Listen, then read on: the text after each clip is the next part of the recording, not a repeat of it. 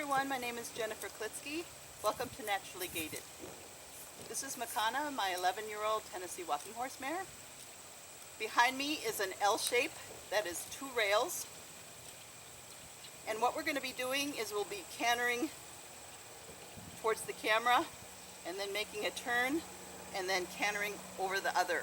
So the rails really help us bring more lift to our canter and break up the 4-beat canter. Now a 4-beat gait is what we're after when we're doing flat walk, but a 4-beat canter is what we don't want. So we want a 3-beat canter. And with a gaited horse, either a lateral canter or a 4-beat canter are things that we wrestle with. So I wrestle with both a lateral canter and a 4-beat canter. So being over ground rails is a great way to break both of those things. The lateralness in the canter goes away when the back gets relaxed and round, and the rails, when she's lifting herself off the ground more, break up that 4-beat pattern. The first thing I did was let the horse just see the object and walk over the object before trying it at a canter. So I'm going to also walk over the other side so she sees that object before I actually do this at a canter.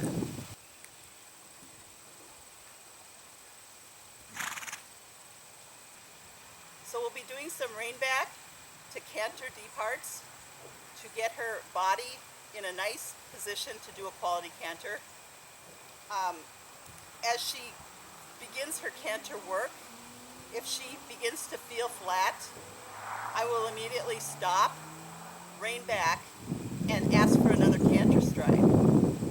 What I don't want to do is keep practicing a bad canter. I want to help this horse practice a good quality canter.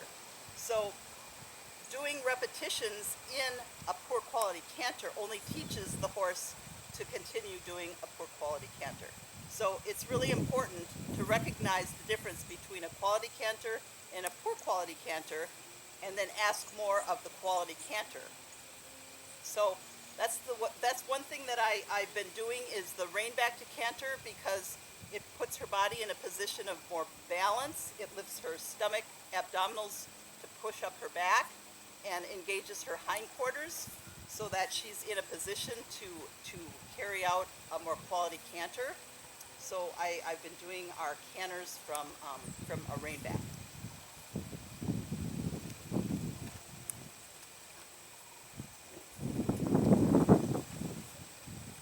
So first I want softness in her before I ask for the rein back. Because I don't want to pull her back.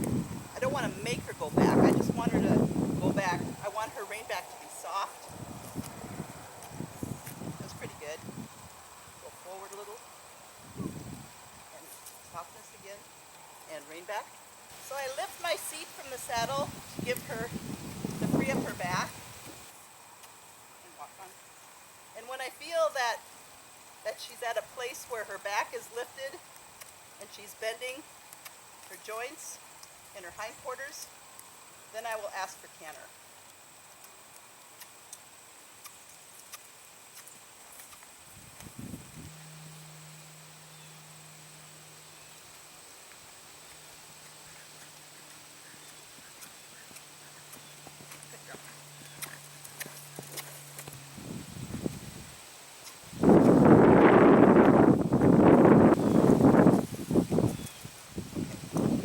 Okay, so that was pretty good for our first time.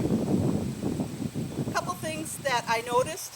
It's really important to look ahead, like way ahead, before you begin any turns, to be able to see the rails ahead of you.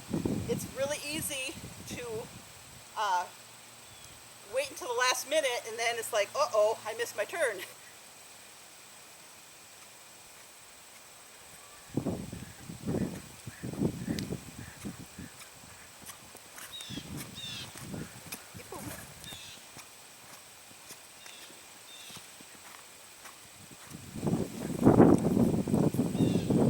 Okay, that time she did this really well. I thought she did really well.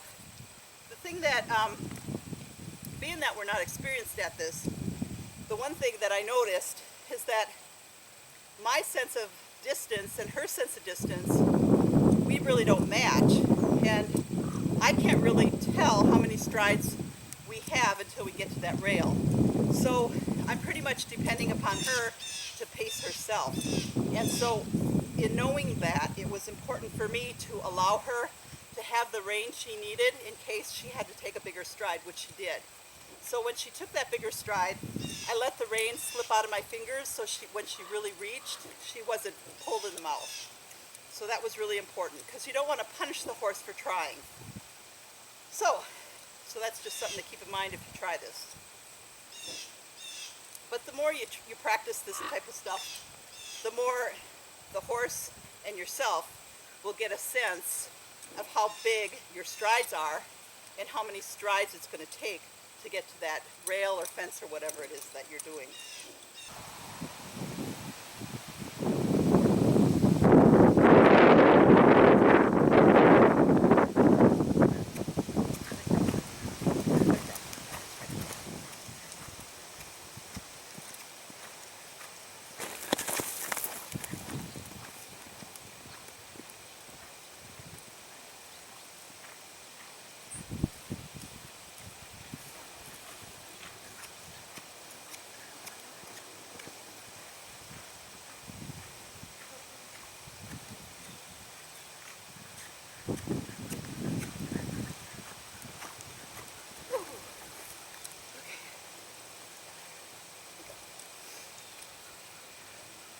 Let you rest.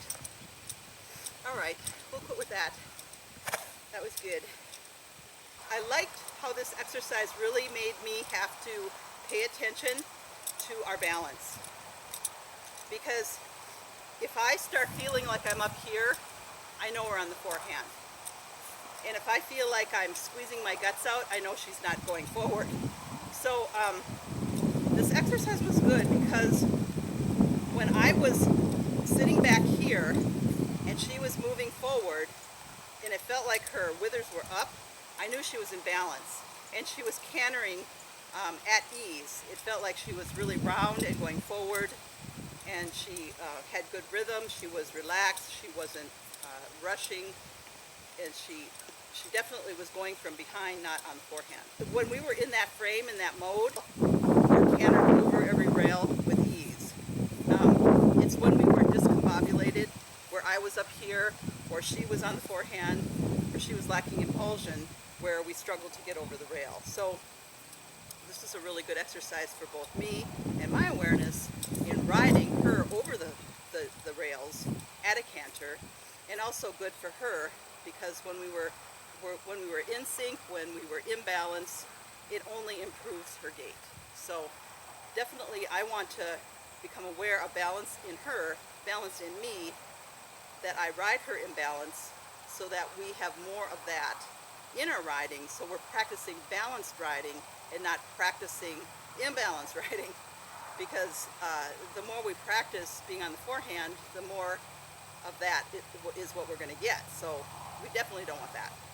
It's just challenging. There's so many things going on at the same time. You know, my position, her position, the feeling of all that, and it's happening in milliseconds. And it can change in milliseconds. She can be balanced in one stride and out of balance the next. Or I can be in balance one stride and out of balance the next. Thanks for watching. Come visit us at naturallygaited.com.